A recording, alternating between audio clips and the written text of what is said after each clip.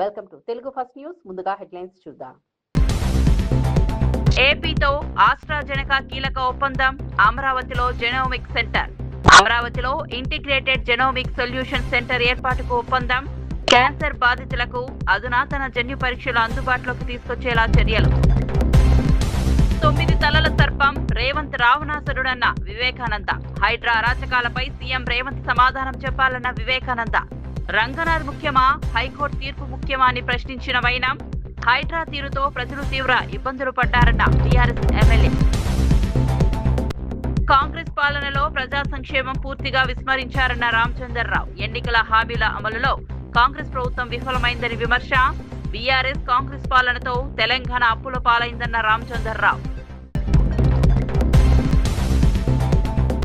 లోకేష్ చేతగానితనంతో విద్యా వ్యవస్థ నాశనమైందన్న మాజీ మంత్రి రోజా. స్పోర్ట్స్ కోటా పేరుతో అనర్హులకు ఉద్యోగాలు ఇచ్చారన్న రోజా ఆరోపణ. డిఎస్సి నియామకాల పూర్తి వివరాలు బయటపెట్టాలని డిమాండ్. సమయం ప్రదేశం చెబితే డిఎస్సిపై చర్చకు సిద్ధమంటూ రోజా సవాల్. డిఎస్సి నియామకాల్లో అక్రమాలు జరిగాయంటూ పేర్ని నాని తీవ్ర విమర్శలు. డిఎస్సి మెరిట్ లిస్టులను ఎందుకు విడుదల చేయలేదన్న పేర్ని నాని. స్పోర్ట్స్ కోటా నియామకాలపై స్వతంత్ర విచారణకు పేర్ని నాని డిమాండ్. డిఎస్సి అక్రమాలకు బాధ్యత వహిస్తూ మంత్రి రాజీనామా చేయాలని డిమాండ్.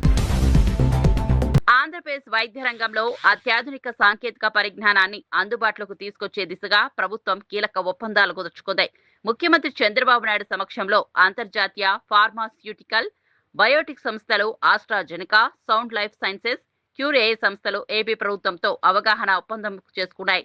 అమరావతిలో ఇంటిగ్రేటెడ్ జెనోమిక్ సొల్యూషన్ సెంటర్ ఏర్పాటు చేసేందుకు ఆస్ట్రాజెనెకా ఇండియా ముందుకొచ్చింది. దేశంలోనే తొలిసారిగా ఇంటిగ్రేటెడ్ ప్రెసిషన్ ఆంకాలజీ విధానాన్ని అమరావతిలో ప్రారంభించేందుకు ఈ ఒప్పందం దోహదపడనుంది. ముఖ్యంగా ఊపిరితిత్తులు, రొమ్ము క్యాన్సర్ బాధితులకు అధునాతన జన్యు పరీక్షలు, బయోమార్కర్ టెస్టింగ్ అందుబాటులోకి తీసుకురానున్నారు. అత్యాధునిక వైద్య సదుపాయాలను సామాన్య ప్రజలకు అందుబాటులోకి తీసుకురావడమే ఈ ఒప్పందాల ప్రధాన లక్ష్యమని చంద్రబాబు తెలిపారు. ఫార్మా, బయోటెక్నాలజీ రంగాల్లో క్వాంటం ఆధారిత పరిశోధనలను కూడా ప్రోత్సహించాల్సిన అవసరం ఉందన్నారు. వైద్య పరిశోధనలు, క్యాన్సర్ నిర్ధారణ రంగంలో ఈ కేంద్రం కీలకంగా మారుతోందని ప్రభుత్వం భావిస్తోంది.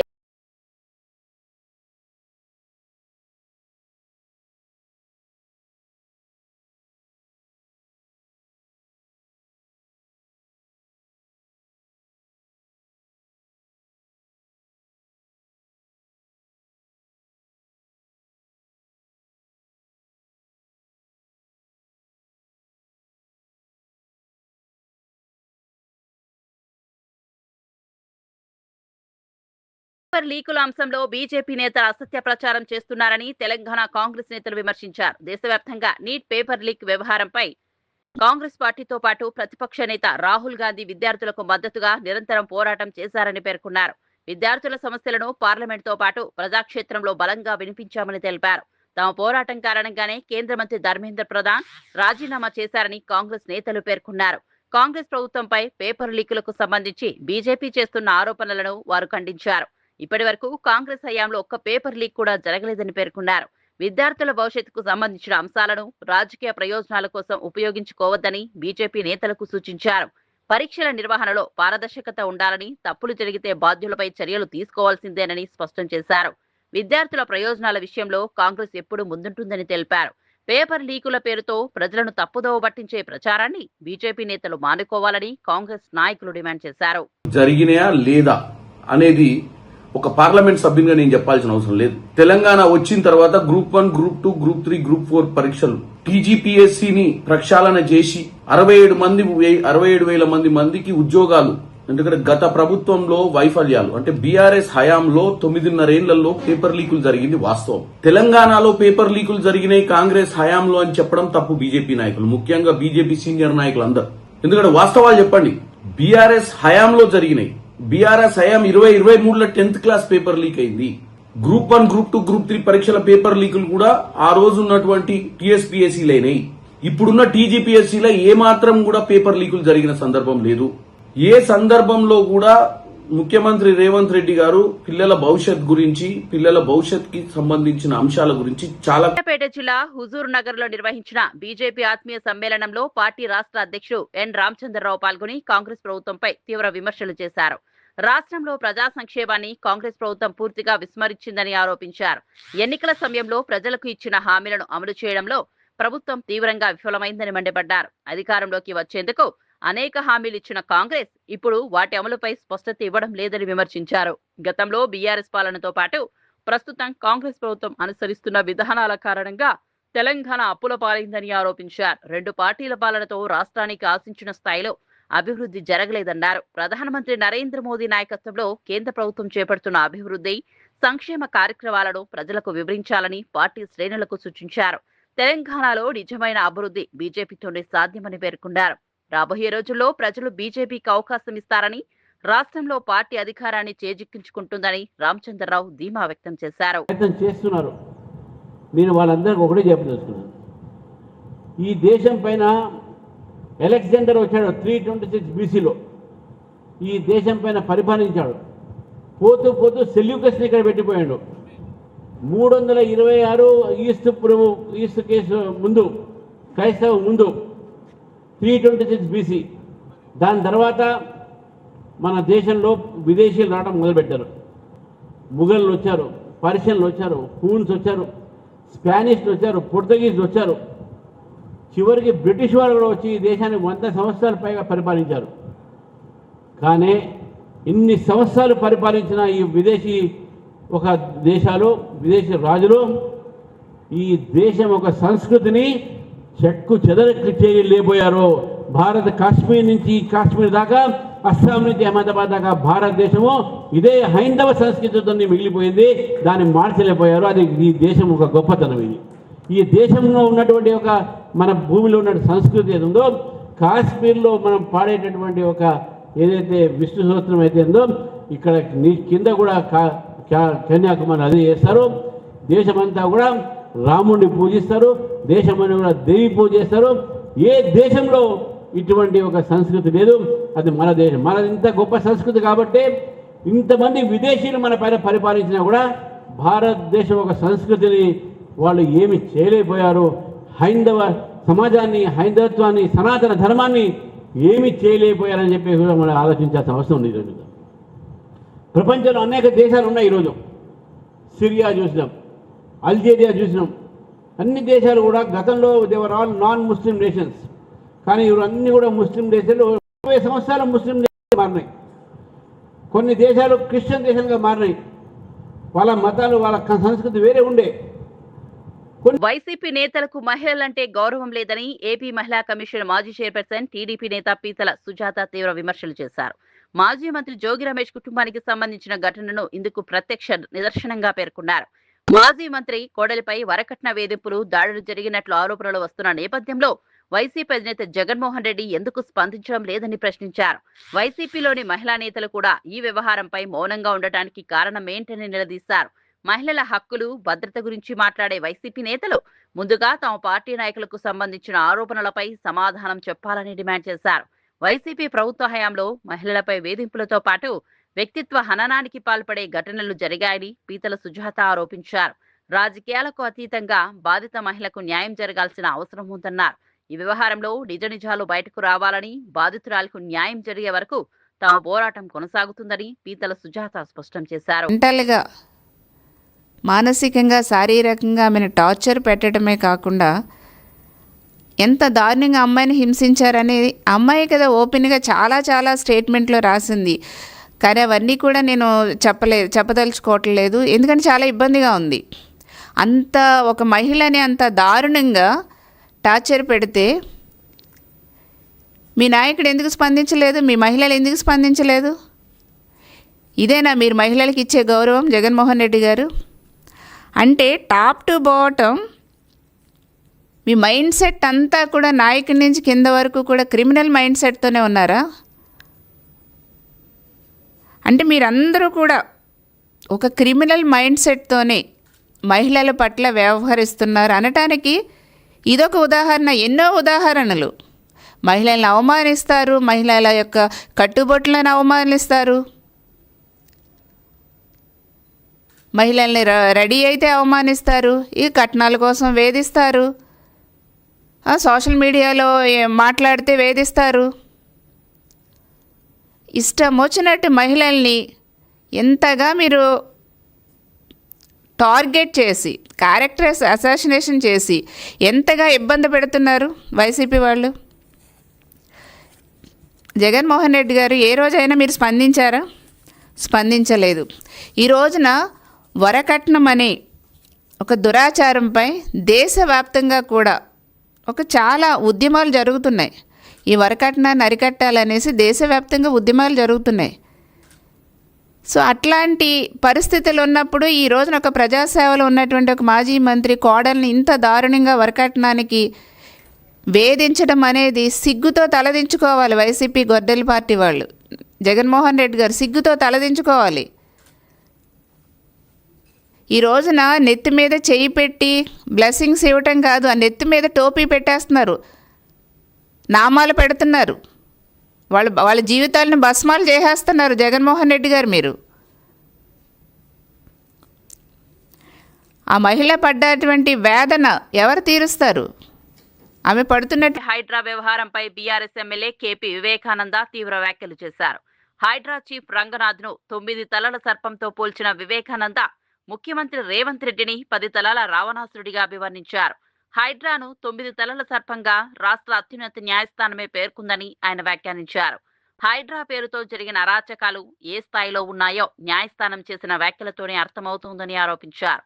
ఈ నేపథ్యంలో ముఖ్యమంత్రి రేవంత్ రెడ్డి ప్రజలకు సమాధానం చెప్పాలని డిమాండ్ చేశారు. ముఖ్యమంత్రికి ఒక వ్యక్తి ముఖ్యమా లేక రాష్ట్ర అత్యున్నత న్యాయస్థానం తీర్పు ముఖ్యమా అని ప్రశ్నించారు.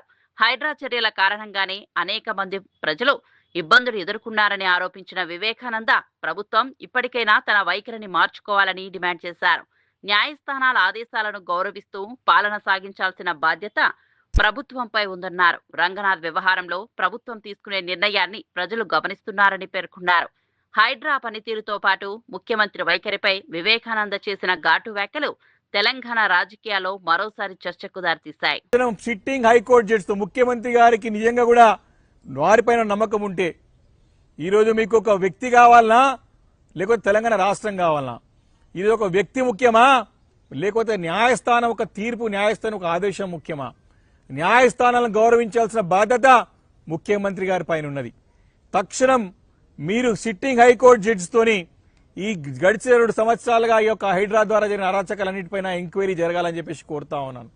ఏపీలో డిఎస్సి నియామకాల వ్యవహారంపై మాజీ మంత్రి పేర్ని నాని తీవ్ర స్థాయిలో విమర్శలు చేశారు. పవిత్రమైన ఉపాధ్యాయ ఉద్యోగాల నియామకాల్లో ప్రభుత్వం తప్పులు చేసిందని ఆరోపించారు. ప్రస్తుత డిఎస్సిని దిక్కుమాలని డిఎస్సిగా అభివర్ణించిన పేర్ని నాని జరిగిన తప్పులను కప్పిపుచ్చుకునేందుకు ప్రభుత్వమే అన్ని పాత్రలు పోషిస్తోందని విమర్శించారు. డిఎస్సి నియామకాలకు సంబంధించిన మెరిట్ లిస్టులను ఎందుకు విడుదల చేయలేదని ప్రశ్నించారు. స్పోర్ట్స్ కోటాలో జరిగిన నియామకాలపై ఆరోపణలు వస్తున్న నేపథ్యంలో ప్రభుత్వం పారదర్శకంగా విచారణ జరిపించాలని డిమాండ్ చేశారు. ఎలాంటి అక్రమాలు జరగలేదని ప్రభుత్వం భావిస్తే స్వతంత్ర విచారణకు సిద్ధం కావాలని సవాల్ విసిరారు. ఈ వ్యవహారంలో నిజాయితీ నిరూపించుకోవాలంటే సంబంధిత మంత్రి తన పదవికి రాజీనామా చేయాలని డిమాండ్ చేశారు. ఆ మంత్రి స్థానంలో బోండా ఉమాకు మంత్రి పదవి ఇవ్వాలని పేర్ని నాని వ్యాఖ్యానించారు. ఉపాధ్యాయ ఉద్యోగాల కోసం ఎన్నో సంవత్సరాలుగా ఎదురుచూస్తున్న అభ్యర్థులకు అన్యాయం జరగకుండా నియామకాల పూర్తి వివరాలను ప్రభుత్వం బయటపెట్టాలని కోరారు. మెరిట్ లిస్టులు, స్పోర్ట్స్ కోటా ఎంపికలపై ప్రభుత్వం స్పష్టత ఇవ్వాలని పేర్ని నాని డిమాండ్ చేశారు. టెట్ కానీ డిఎస్సి కానీ 2 పరీక్షలు రాయకుండా మీరు ఉద్యోగాలు ఇచ్చారు, టీచర్ ఉద్యోగాలు.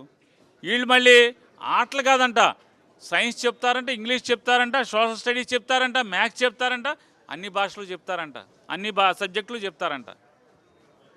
డిఎస్సి లేదు, టెట్ లేదు, స్పోర్ట్స్ సర్టిఫికెట్లు అవి దొంగ సర్టిఫికెట్లు అండి. రుజువు చేయడానికి ఛాలెంజ్ చేస్తున్నాం. ఇప్పటికి 100 సార్లు ఛాలెంజ్ చేసాం. పిల్లలు ఛాలెంజ్ చేశారు.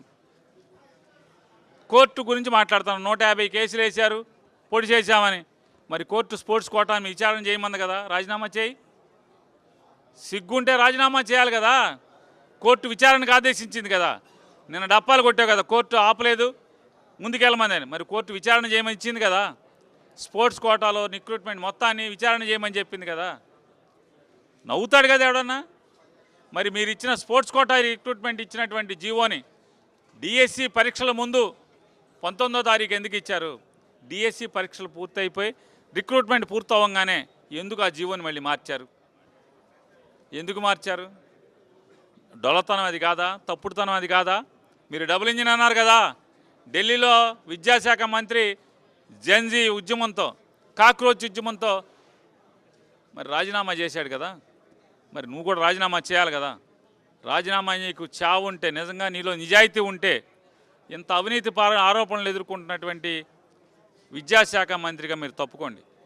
తప్పుకుని ఎవడుకోవడానికి ఇవ్వండి. ఆశపడుతున్నాడు కదా ఆయన, ఎవరు నాకు మంత్రి ఇవ్వలేదని చెప్పని కంగారు పడుతున్నాడు, లేదా ఆశపడుతున్నాడా, నాకు ఇస్తే బాగుండని కానీ మిమ్మల్ని అడుగుతున్నాడు కదా.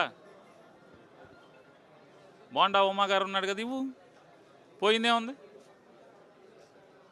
విచారణ చేయించమని బోండా ఉమానే మంత్రి ఇచ్చి చేయించండి. కోర్టు అడిగింది కదా, అప్పుడు చేయించండి. ఆరోపణలు నీ శాఖలో తప్పుడు రిక్రూట్మెంట్లు జరిగినాయి అని చెప్పని కోర్టు ఎంక్వైరీకి ఆదేశిస్తే మీరు ఎలా ఉంటారు? మీరు ఏ ముఖం పెట్టుకుని ఉంటారు? మీరు పైగా ఇంకా జగన్మోహన్ రెడ్డి గారు రమ్మన్నారు. ఏపీలో విద్యా వ్యవస్థ పరిస్థితి, డిఎస్సి నియామకాలపై మాజీ మంత్రి ఆర్కే రోజా మంత్రి నారా లోకేష్ ను తీవ్రంగా విమర్శించారు. నారా లోకేష్ చేతగానితనం కారణంగా 2 ఏళ్లలో రాష్ట్ర విద్యా వ్యవస్థ సర్వనాశనమైందని ఆరోపించారు. డిఎస్సి నియామకాల్లో తమకు అనుకూలంగా ఉండేలా జీవో తీసుకొచ్చి స్పోర్ట్స్ కోటా పేరుతో అనర్హులకు ఉద్యోగాలు ఇచ్చారని రోజా ఆరోపించారు.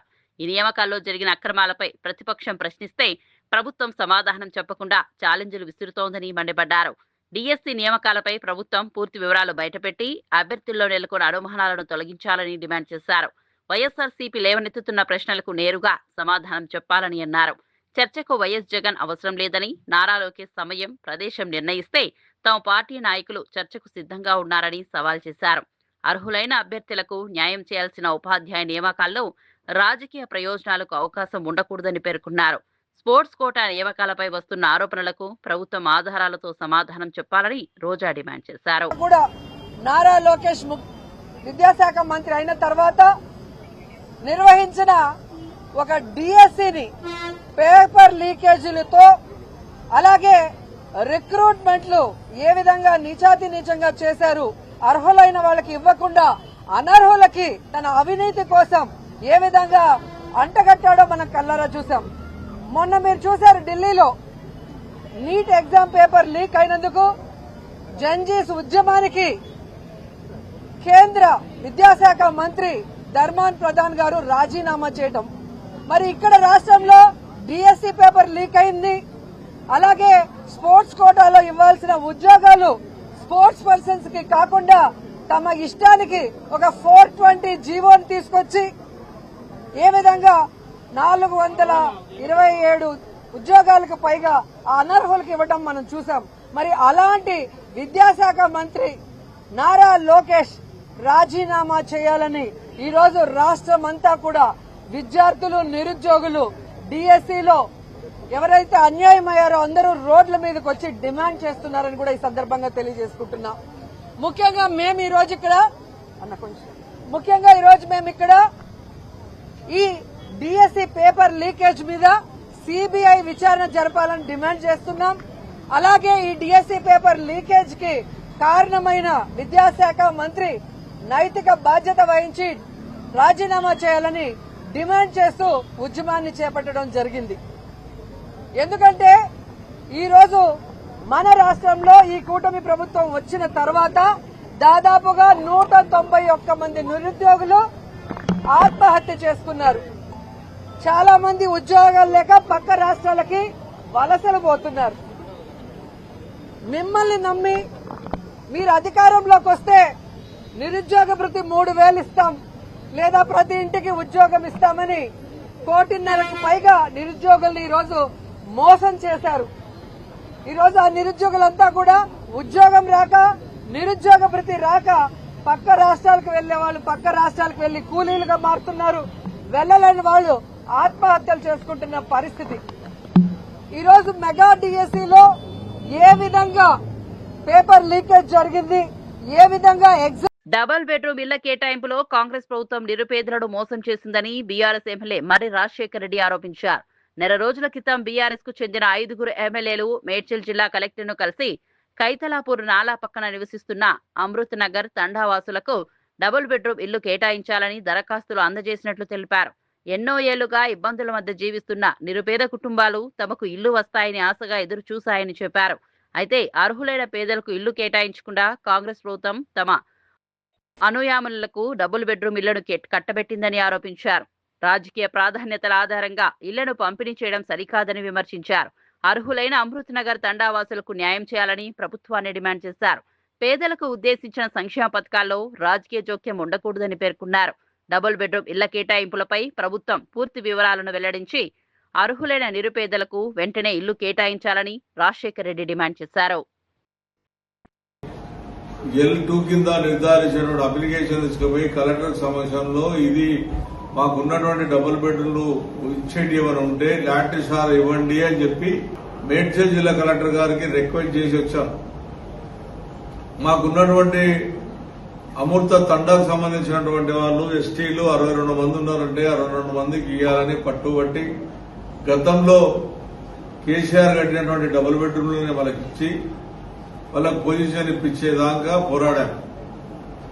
145 కడితే నిరుపేదకు సంబంధించినటువంటి వాళ్ళు ఖైతాపూర్ లో 10% ఇవ్వాలి అని చెప్పి ఎస్సీ ఎస్టీ బీసీ వాళ్ళు ఉన్నారు. వాళ్ళు ఊరోళ్ళు వాళ్ళ సొంతం ల్యాండ్ జీవో ఉంది దానికి ఇవ్వాలి అని చెప్పి అదొక అప్లికేషన్ కలెక్టర్ గారికి ఇచ్చాం. దాని తర్వాత ఎప్పటి నుంచో కుక్కట్పల్లి కాన్సెన్స్లో కానీ షేలింగంపల్లి కాన్సెన్స్ కానీ కొత్తలపూర్ కాన్సెన్స్ లో ఉన్నటువంటి నిరుపేద విలేకరులు కూడా ఇల్లు లేక కిరాయిలు కట్టుకోలేకపోతున్నాం, మేము కూడా నిరుపేదలమే అని చెప్పి వాళ్ళు ఒక అప్లికేషన్ 55 మంది అప్లికేషన్ ఇచ్చారు. అది కూడా మేము కలెక్టర్ దృష్టికి తీసుకెళ్లి వీళ్ళకు నిరుపేదలకు ఇవ్వండి, ఇది మేము మా ఖైతాపూర్ లో ఇవ్వండి, మా విలేకరులు కుక్కడపల్లిలో అని చెప్పి అది కూడా ఇచ్చాం. ఏది కూడా చెప్పున పట్టకుండా ఒక ఐఏఎస్ ఆఫీసర్ ఇస్తే ఒక సిస్టమ్ ఉంది తెలంగాణ రాష్ట్రంలో. మన విలేకరులు గుర్తుంచుకోవాలి, ఆడపిల్ల పేరు మీదనే డబుల్ బెడ్రూమ్ పట్టా ఇచ్చే సంస్కృతి జీవో ఉంది. కానీ వీళ్ళు ఏం చేశారంటే ఐఏఎస్ ఆఫీసర్లు రంగారెడ్డి జిల్లా హైదరాబాద్ జిల్లాకు సంబంధించిన ఒక ఐఏఎస్ ఆఫీసర్ డబ్బుల లావాదేవీల వివాదంతో మహిళలను వేధించడంతో పాటు సోషల్ మీడియాలో వారి ఫోటోలు, ఫోన్ నెంబర్లు పోస్ట్ చేసి అసత్య ప్రచారం చేసినట్లు ఆరోపణలు ఎదుర్కొంటున్న వ్యక్తిని పోలీసులు అరెస్ట్ చేశారు. కేసు వివరాలను ఆర్జీఐఏ ఏసీపీ శ్రీకాంత్ గౌడ్ మీడియాకు వెల్లడించారు. క్యాటరింగ్ వ్యాపారం చేసే నిందితుడు తనకు రావాల్సిన డబ్బులు ఇవ్వలేదనే కోపంతో కస్టమర్లను అసభ్య పదజాలంతో దూషిస్తూ వేధింపులకు పాల్పడినట్లు పోలీసులు తెలిపారు. మహిళల ఫోటోలు, ఫోన్ నెంబర్లను సోషల్ మీడియాలో పెట్టి కాల్ గర్ల్స్ అంటూ అసత్య ప్రచారం చేసినట్లు ఫిర్యాదులు అందాయని చెప్పారు. బాధిత మహిళల ఫిర్యాదుతో కేసు నమోదు చేసి దర్యాప్తు చేపట్టినట్లు వెల్లడించారు. నిందితుడిపై పలు పోలీస్ కమిషనరేట్ల పరిధిలో కేసులు ఉన్నట్లు ఏసీపీ తెలిపారు. అతని ఫోన్తో పాటు ఇతర ఎలక్ట్రానిక్ పరికరాలను స్వాధీనం చేసుకున్నామని చెప్పారు. సోషల్ మీడియాలో పెట్టిన అభ్యంతరకర పోస్టులను తొలగించేందుకు చర్యలు చేపట్టామన్నారు. మహిళలు ఇలాంటి వేధింపులకు భయపడకుండా వెంటనే పోలీసులను ఆశ్రయించాలని సూచించారు. సోషల్ మీడియాలో వచ్చే క్యాటరింగ్ ప్రకటనలను నమ్మే ముందు వివరాలను పరిశీలించాలని పోలీసులు ప్రజలకు సూచించారు. నిన్న సాయంత్రం ఆ మసప్ ట్యాంక్ ఏరియాలో మనిషి దొరికిన తీసుకొని వచ్చి అతను ఇంట్రాగేట్ చేస్తే దాదాపుగా అతని మీద ఒక 18 to 20 కేసెస్ దాకా ఇన్వాల్వ్ ఉన్నాయి. పోలీస్ స్టేషన్లో కేసెస్ ఉన్నాయి, అందులో ఒక 8 ఇంకా యూఐలో ఉన్నాయి. అతని ఎంఓ ఏంటంటే ఎవరైనా సరే ఆయన డబ్బుల ఇష్యూలో గొడవ అయితే దానికి సంబంధించి ఆ ఫోన్ నెంబర్లు తీసుకొని ఇక ఎవ్రీడే దాదాపు ఒక 100 కాల్స్ చేస్తాడు. అబ్యూజివ్ అంటే ఇంకా బండ బూతులు తిడతాడు అన్నమాట, ఇష్టం వచ్చిన లాంగ్వేజ్ తిడతాడు. వాళ్ళకి సంబంధించిన వాళ్ళ నెంబర్లు కాంటాక్ట్ తీసుకుంటాడు, వాళ్ళని తిడుతుంటాడు. వాళ్ళ ఫ్రెండ్స్ అని కానీ వాళ్ళ చుట్టాలని లేకపోతే ఇంటి పక్క వాళ్ళు కానీ ఎవరిదో కాంటాక్ట్ తీసుకుంటాడు, వాళ్ళని తిడతాడు, వాళ్ళ ద్వారా వాళ్ళని తిట్టాలని చెప్తాడంట. ఆ నేచర్ అదేమో అది ఆ రకంగా చేస్తున్నాడు. సో ఈ లేడీ చాలా దాన్ని కాల్ గర్ల్ అని పెట్టి అక్కడ అది పెడుతున్నారని చెప్పేసి కొంచెం దాని గ్రావిటీ పెరగడంతో మేము చాలా తీక్షణంగా ప్రయత్నం చేసి నిన్న సాయంత్రం అరెస్ట్ చేసినాము. ఈరోజు ఆయన కోర్టుకు ప్రొడ్యూస్ చేస్తున్నాం. అది సైకలాజికల్గా ఫైనాన్స్ ఇష్యూ, చిన్న ఇష్యూ అది. వాడు ఎవరిదైనా డబ్బుల విషయంలో గొడవపడి వాళ్ళు 5,000 10,000 ఏమైనా తేడా వచ్చి క్యాటరింగ్ చేస్తుంటాడు. సో వాళ్ళు సప్లై సరిగ్గా చేయలేదని చెప్పేసి వాళ్ళకు ఒక 5,000 10,000 ఏమైనా తేడా వేస్తే ఆ 5-10,000 గురించి ఇక వాళ్ళు మళ్ళీ డబ్బులు ఇచ్చేంతవరకు తిడతాడు అన్నట్టు. వాడు తిడతాడు, వేరే వాళ్ళతో తిట్టిస్తాడు, వాళ్ళందరితో వాళ్ళ భయపడి తిట్లకు భయపడి వాళ్ళు డబ్బులు ఇచ్చేస్తుంటారు. సో అదేవిధంగా ఈ కంప్లైంట్కి సంబంధించింది కూడా ఏమైందంటే ఆ కంప్లైంట్ వాళ్ళ రిలేటివ్ ఒకతను జైల్లో ఉన్నప్పుడు వీళ్ళకు ఒక డబ్బులు ఇచ్చాడు 20,000. అది వాళ్ళు అతనికి ఎవరికైతే బెయిల్ ఇచ్చారో వాళ్ళకి ఇచ్చాడు. వాళ్ళకి చెప్పారు, వాళ్ళకి ఇచ్చేసాం, వాళ్ళతో తీసుకుని ఉంటే కొంచెం లేట్ అవుతుందని చెప్పేసి డబ్బులు ఇవ్వడం, వీళ్ళని తిట్టడం స్టార్ట్ చేశారు. వీళ్ళని ఇక్కడ తిట్టడం, వీళ్ళ ఊరి వాళ్ళకి ఫోన్ చేసి అక్కడ కూడా వాళ్ళందరినీ తిట్టడం, ఆ ఊరిలో కూడా తిట్టడం. అంటే ఎవరిని పడితే వాళ్ళని బండబూతులు తిట్టుంటారు, అంటే భయప్రాంతులు గురి చేస్తుంటారు అన్నట్టు వాళ్ళని. ఎక్కడ ఉంటారు సార్ ఈయన పేరు? ఏం పేరు? ఈయనదేమన్నా ఇంతకుముందు గతంలో ఏమైనా కేసులు ఉన్నాయి? అదే అంటే టోటల్ ఇప్పటికి ఒక 20 కేసుల దాకా ఏంటి, చాలా మంది కంప్లైంట్ కూడా అయిపోయి ఉంటారు. అన్ని పోలీస్ స్టేషన్లో చుట్టుముట్టు ఇక్కడ ఉన్న మన కమిషనర్. విజయవాడలో నిర్వహించిన బీజేపీ మైనార్టీ మోర్చా రాష్ట్ర కార్యవర్గ సమావేశంలో ఏపీ బీజేపీ అధ్యక్షుడు పివిఎన్ మాధవ్ పాల్గొన్నారు. ఈ సందర్భంగా దేశ అభివృద్ధి, మత సామరస్యం, మైనార్టీల పట్ల బీజేపీ అనుసరిస్తున్న విధానాలపై ఆయన మాట్లాడారు. దేశంలోని అన్ని వర్గాల ప్రజలను అభివృద్ధిలో భాగస్వాములను చేయడమే బీజేపీ లక్ష్యమని వివరించారు. మైనార్టీ వర్గాల సంక్షేమం, విద్య, ఉపాధి అవకాశాల పెంపునకు కేంద్ర ప్రభుత్వం చేపడుతున్న కార్యక్రమాలను ప్రజల్లోకి తీసుకెళ్లాలని పార్టీ శ్రేణులకు సూచించారు. సమాజంలో మత సామరస్యాన్ని కాపాడుతూ అన్ని వర్గాలు కలిసి దేశ అభివృద్ధికి కృషి చేయాల్సిన అవసరం ఉందని పేర్కొన్నారు. మైనార్టీలకు బీజేపీ దూరంగా ఉందనే ప్రచారాన్ని తిప్పికొట్టి పార్టీ విధానాలను క్షేత్రస్థాయిలో వివరించాలని నాయకులకు సూచించారు. సమావేశంలో మైనార్టీ మోర్చా చేపట్టనున్న కార్యక్రమాలకు సంబంధించిన పోస్టర్లను పివిఎన్ మాధవ్ ఆవిష్కరించారు.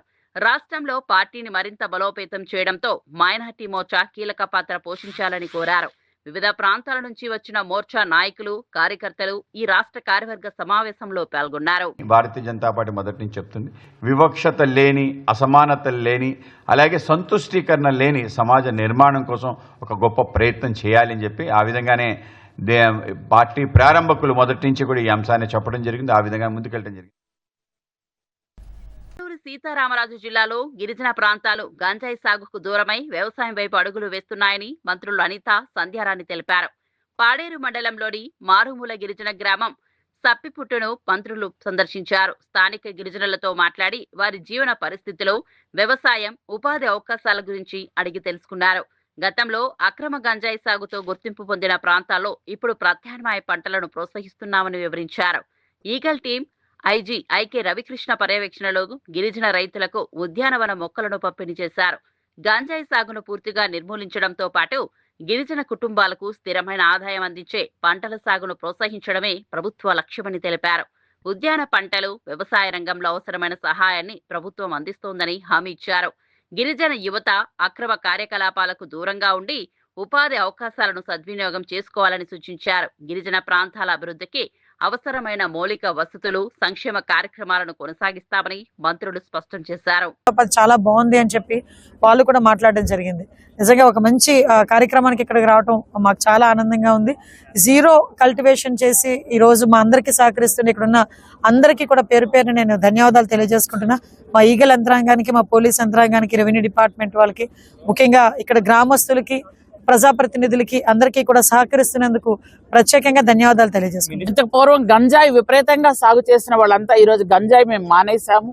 మేము కాఫీ, పెప్పర్, పసుపు ఇలాంటివన్నీ కూడా సాగు చేసుకుంటున్నాం అనే వాళ్ళు ఎంతో సంతోషంగా చెప్తున్నారు.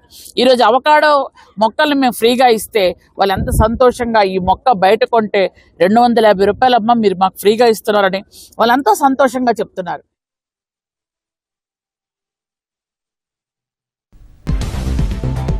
ఏపీతో ఆస్ట్రాజెనెకా కీలక ఒప్పందం. అమరావతిలో జెనోమిక్ సెంటర్. అమరావతిలో ఇంటిగ్రేటెడ్ జెనోమిక్ సొల్యూషన్ సెంటర్ ఏర్పాటుకు ఒప్పందం. క్యాన్సర్ బాధితులకు అధునాతన జన్యు పరీక్షలు అందుబాటులోకి తీసుకొచ్చేలా చర్యలు. 9 తలల సర్పం రేవంత్ రావణాసురుడన్న వివేకానంద.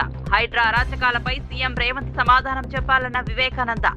రంగనాథ్ ముఖ్యమా, హైకోర్టు తీర్పు ముఖ్యమా అని ప్రశ్నించిన వైనం. హైడ్రా తీరుతో ప్రజలు తీవ్ర ఇబ్బందులు పడ్డారన్న టీఆర్ఎస్ ఎమ్మెల్యే.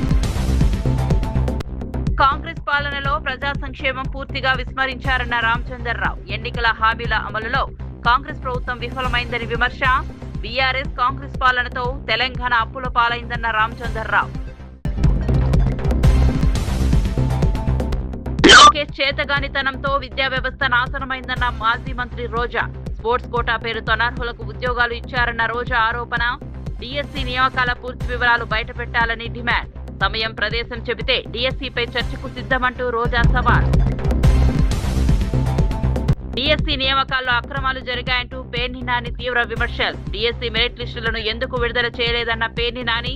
స్పోర్ట్స్ కోటా నియామకాలపై స్వతంత్ర విచారణకు పేర్ని నాని డిమాండ్. డిఎస్సీ అక్రమాలకు బాధ్యత వహిస్తూ మంత్రి రాజీనామా చేయాలని డిమాండ్.